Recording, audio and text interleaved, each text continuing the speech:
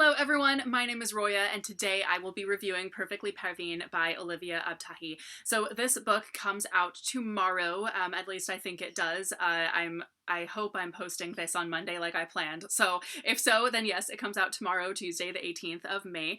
So this is a book that was sent to me by Penguin Teen for review. So thank you so much to Penguin Teen for sending this my way. I actually, some of you guys may remember, I actually read it several months ago and talked about it in a reading wrap-up then, but this is kind of a review to get some more of my thoughts out there so that any of you guys who are interested in this book will know if you should read it or not. So, which you definitely should, by the way, because I loved it. So anyway, this book is about a girl named Parvin who is 14 years old. She's about to start high school, and she basically has, at the start of the book, she's just spent the whole summer hanging out with this dude who she's friends with, but who doesn't go to the same school as her or anything like that.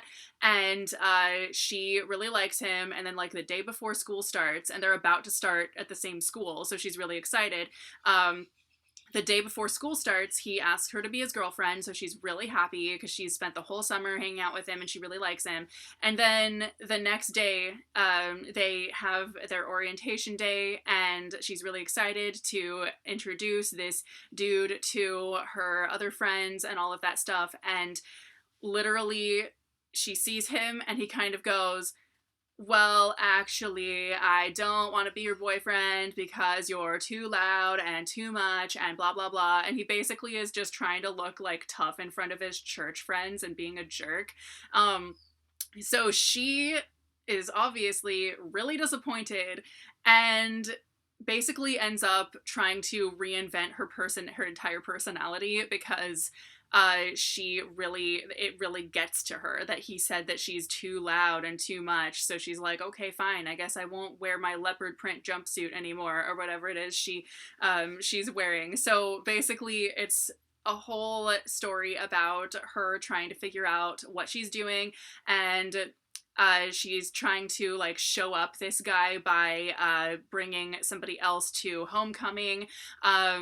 And it doesn't help that this guy's like new girlfriend who he starts going out with right after is this like really photogenic like white girl basically. So she's just like thinking that she should look more like that, but of course it's not possible because she doesn't. So basically, I obviously loved the crap out of this book. So the funny thing is I was mostly reading it for the Persian rep because I am Persian as well, and I was really, really excited to read this. But lower YA is not something I normally reach for, so I wasn't really reading it for the plot, but I loved the whole story. I really was blown away by how good this was, how good the writing is, and the witty character banter, and the characters' personalities. It is so, so good. So I'm basically going to tell you guys all about this book. So the first thing I'm going to talk about is the Persian rep. So this is one of the most Iranian books through and through that I've ever read, I feel like, because basically all the dialogue is about really Iranian things, like all the dialogue between her and her family, all of that stuff, and all the food and all the references and everything. Like it's a really, really Iranian book that is like steeped in the culture, and it's great. And she goes to Farsi school on weekends, which of course we all practically had to do, but gosh darn it, her freaking Farsi school is really hardcore and gives her a lot of homework. Like I didn't get that. Like my Farsi school was really low-key and was just kind of like, practice reading this passage for the next like hour and that's it. But yeah, so the whole thing was really, really good. So there's also a lot of other representation as well. So both of Parvin's best friends who play a really big part in the story are queer and people of color, and they're both really funny, really good characters. And she realizes throughout the course of the story that she should also be going to all of the GSA meetings and other stuff with them, even though she's the one random straight person in her friend group. All of that because she struggles with trying to be a better friend throughout this whole story. She gets so wrapped up in her problems that she realizes that she needs to put effort into her friendships as well. Also, I don't know where else to mention this in the video, but Parvin's parents are a copywriter and a designer, and they have an ad agency, and that's what it shows that that's what they do for a living, and I just thought that was really cool.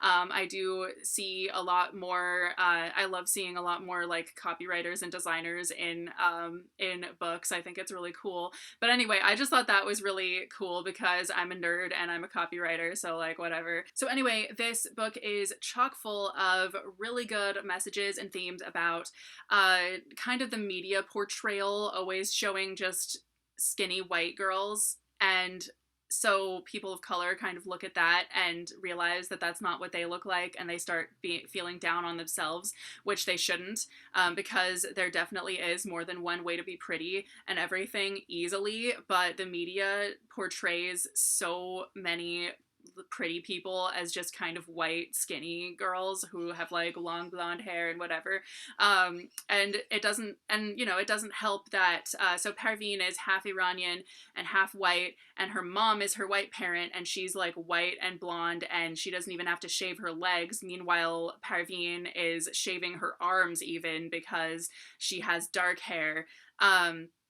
And so the fact that she has no women in her life who look like her, really does not help her situation of feeling bad about herself because of like what this guy said and all of this other stuff that goes on in the book.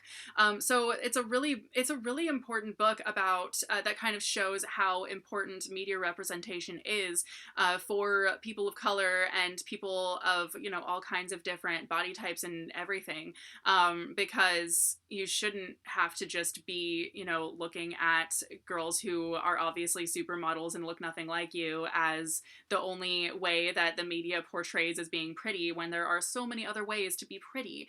And yeah, so it's a really, really important book that way. And towards the end of the book, there is also a kind of immigration subplot, that kind of shows, like, I'm not really going to spoil anything, but it just kind of shows how hard it can be to, even for people from a lot of countries like Iran, to get into the US, even just to visit or anything, not even to like move here or anything like that. It's just like, it can be really difficult. And that was a really important and very timely message as well. So I definitely think it was really important to throw that in there, even though it's like at the very end of the story that kind of happens. But anyway, so I really loved this book, obviously. I really think that if you're interested in this book, you should definitely read it ASAP. So anyway, if you've read it and have any thoughts on it, you guys should totally comment down below, and I will see you very soon with a new video. Bye!